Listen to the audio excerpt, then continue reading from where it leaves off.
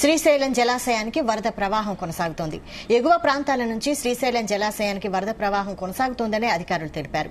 ఈ నేపథ్యంలో ప్రస్తుతం ఇన్ఫ్లో 41,427 క్యూసెక్కులు వస్తున్నట్లు అధికారులు తెలిపారు.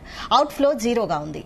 ఇక ఈ క్రమంలో శ్రీశైలం జలాశయం పూర్తిస్థాయి నీటి మట్టం 885 అడుగులు కాగా ప్రస్తుతం నీటి మట్టం 821.90 అడుగులకు చేరింది.